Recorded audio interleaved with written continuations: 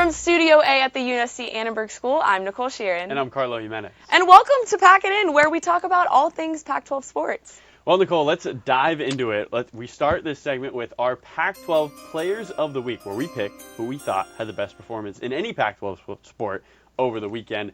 I'm going to start with a girl out of Oregon State, Talia Van Offman, 26 points per game on 50% three-point shooting. On Friday night against USC, she had 17 fourth-quarter points, 31 points, a new career high, then followed that up with a 21-point performance against UCLA for her team to sweep the weekend against the LA Schools. Absolute robbery that she was not picked Conference Player of the Week. Talia Van Offman deserves that honor. All right, well, Carlo, I'm going to switch it over to men's basketball and go with Jules Bernard from UCLA. Against a top 10 ranked Arizona, he had 15 points, 7 rebounds, okay? He then turns around, racks in 16 points and 9 rebounds against Stanford. Now, mind you, all of that was happening. Jamie Jaquez was out in the first 7 minutes of that game. Bernard came in, he said, you know what, that's cool. I can work with that too. You know who else was missing? Johnny Juzang, the leading scorer for UCLA because of health and safety protocols. So Bernard has become a physical presence down low and has absolutely attacked the glass. He's a consistent player who brought it when the Bruins needed it the most. Well, those are our Pac-12 Players of the Week. I think a higher honor than Conference Player of the Week. I'm just going to say it. Yeah, I agree. All right, let's go to our next segment. We're going to give you our locks of the week. Now, we know a lot of people lost money this weekend on NFL bets. It was a tough weekend to bet. I mean, a lot of prop bets out there that were enticing that didn't hit. So here's how you can make some money back. We're going to tell you in conference play which teams are absolute locks to go ahead and win. And we're going to put our money where our mouth is. The loser, who the lock does not hit, has to spin the wheel of punishment. We'll introduce that next week. And has to endure whatever's on the wheel. So we'll start with you, Nicole. Where should I put my money this weekend in conference play? All right, Carlo. UCLA, Arizona play tonight. UCLA lock, there's not even a question about it for me, really. Johnny Juzang's my guy. He's been cleared from COVID protocols. He's back tonight. Arizona ended their last matchup against the Bruins shooting 31% from the field. Krista had his worst game as a Wildcat. He went 0 for 9. So against Arizona State, the Wildcats struggle with the deep ball. They've just had some offensive problems. And on the other hand, the Bruins had all 5 of their starters scoring 9 or more points. So I'm not saying this rough performance, will happen again for the Wildcats, but it's Bruins in the bag for me in sweeping the series. Well, it should be a great game. I mean, the way that first game started, offense, and offense. We'll see who comes out on top. Going to be a tough one for UCLA to sweep. I'm going to go another Arizona matchup, but Arizona playing against the Trojans from Southern California at USC. Look, USC has won one time in the last 13 years at McKale Center. That was last year. No shot they do it in back-to-back years. This is an Arizona team whose strengths match up perfectly with USC's. Trojans have not won a game in which they've been out-rebounded. Arizona is the best rebounding team in the entire nation. What's more, the Wildcats are one of the most prolific offenses in the country, and USC is bottom 100 in the country in points per game on the offensive end. They just flat out can't score. We saw that in their 64-61 loss against Stanford, who, by the way, is one of 3 taller teams in the nation. Another taller team than USC, Arizona. Wildcats run away with that one, in my opinion. No shot for the Trojans in Tucson. All right, well, we'll see who's right, but I'm excited for these games. It's gonna be pretty tough. 2 really good games. All year you're waiting for the LA schools to take on University of Arizona.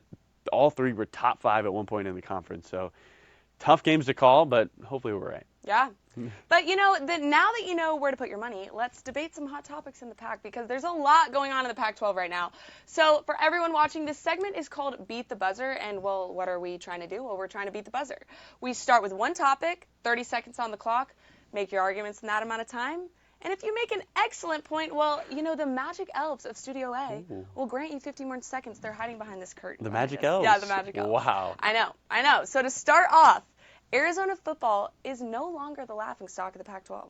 Well, they've been a laughingstock, but I think we got to start giving them some respect. Look, this is an Arizona team that brings in Jaden DeLora. DeLora, Pac-12 Freshman Offensive Player of the Year last year. Dynamic quarterback, can do it with his legs as well as he can with his arm. He's also bringing in the highest-ranked recruit ever in Arizona history, McMillan out of Servite in Southern California, Mr. California Football Player of the Year, and one of the best wide receiver talents across the Pac-12 as a freshman.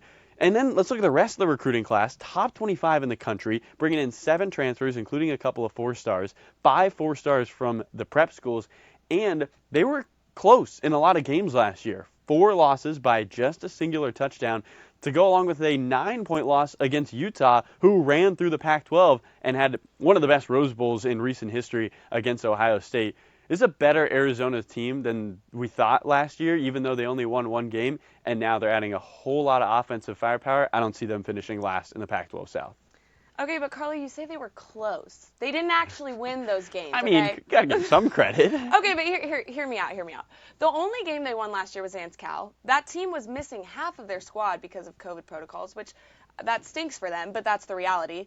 They could only score 10 points against a squad that was missing half of their team. I mean, that's not that impressive to me if you look at it that way.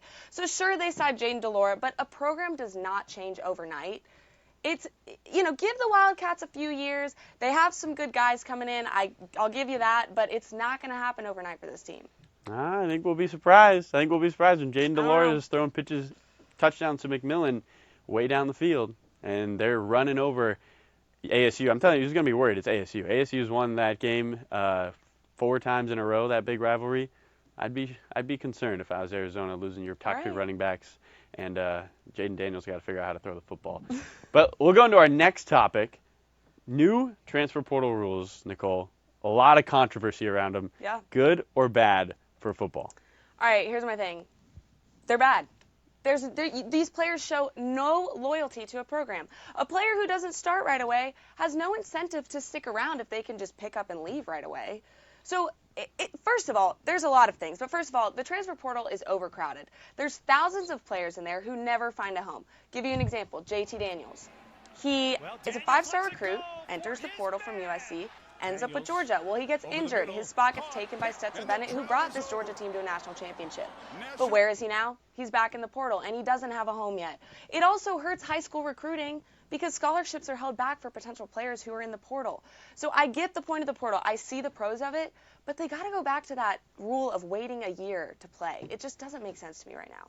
Yeah, there's a lot of guys in the portal, but I think there's a reason for that. Look, you go to a school, you commit to a coaching staff, right? And you like a certain coach, you like the culture around that program, and then that coach leaves. And so as a player, like, now I have to be punished because somebody else is leaving and I can't go follow a coach that I really loved and thought I would develop a lot under.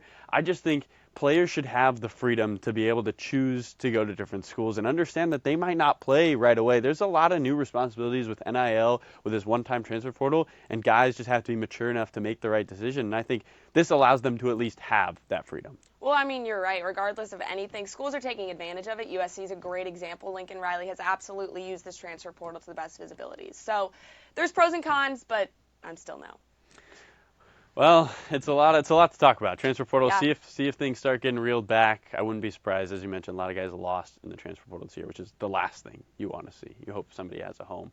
That's going to do it for our first ever installment of Packing It In. You can catch us next week and see who gets the wheel of punishment. I'm going to bet it's Nicole because there's no way UCLA beats Arizona 2 times in a row. We'll see. Arizona just has to hit the side of the bar, and they couldn't do that. Oh, okay. That's all I'm going to say. But we'll see you next week on Thursday. From Annenberg Media's Studio A, I'm Carlo Jiménez. And I'm Nicole Shearin. See you next time.